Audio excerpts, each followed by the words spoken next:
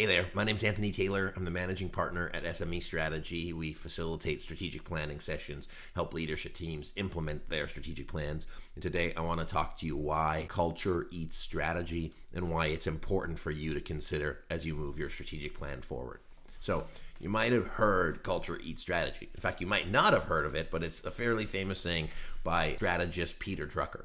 And what I believe he meant by that is you can have the best strategic plan, you can have the best goals, you can have the best vision, but if you don't have the right kind of culture, the right kind of people environment to support it, it doesn't really mean anything.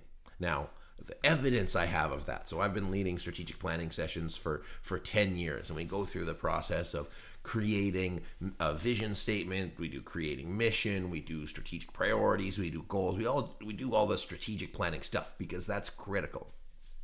But one of the exercises that is the most impactful is when we talk about values and behavior and how they're going to drive the performance of the organization. So we ask teams and say, hey, what are the values, behaviors that you have now? And then they list them. And we say, what are the values and behaviors that you want in your organization in the future? And which are the most important ones? And then we say, well, if everybody lived these values and behaviors, would you accomplish your vision? And the answer is yes. And they say, well, if nobody lived your values and behavior, would you accomplish your vision? And the answer is no. And we do all of this before doing any action planning, any goal setting, or any strategic prioritization. So why is that important?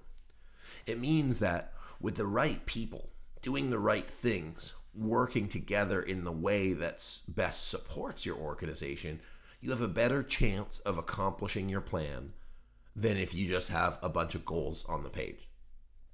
Now, one other way to think about this that I invite you to look at as you do your planning for, whenever you're at, is that you can have a great plan, but if your team isn't communicating, if they're not working together, if there's no trust to disagree or be honest, if people aren't feeling supportive, if people aren't feeling engaged, then their hearts aren't going to be into the work.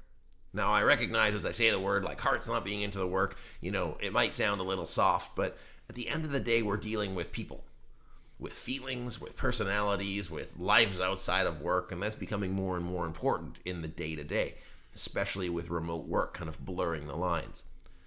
And so if you only look at, days in, days out, and performance, and you fail to consider how your leadership team works together, how your employees work with their management, how your managers work together, the systems, structures, and processes you have to support the human beings and the individual in your company, then you can do a great strategic plan. But if you're not going to move it forward and your people aren't caring about it, then it's not going to make a difference.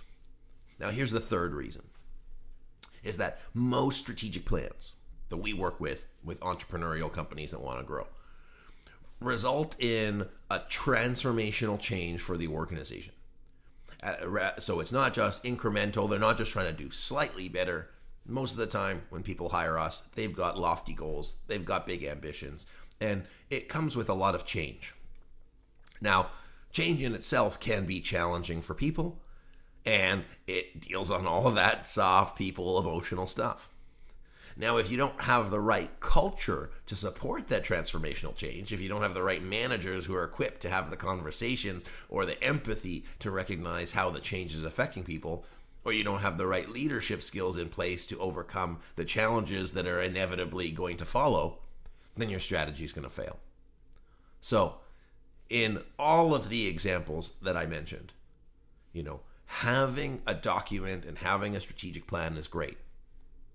But if you don't have the environment to support the plan, the communication, the leadership skills, the soft stuff, the people stuff, then your strategic plan, your strategy is bound to fail.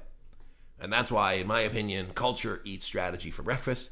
And so as you're doing your strategic plan, make sure that you consider your culture, your people, and the systems you have to support them. It's going to be an investment that's going to pay off tenfold, and it's going to make your job as a CEO leading a strategy much easier.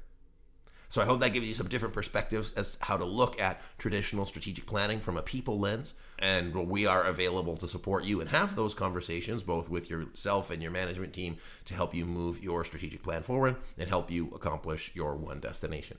So be sure to reach out to us at SME Strategy. You can subscribe and follow for more. And if you enjoyed today's video, be sure to drop in the comments what you learned from this. Do you have a different interpretation of what culture eats strategy for breakfast means? Or is there something that I might have missed that you wanted to share? So thanks so much for watching, and I look forward to seeing you next time.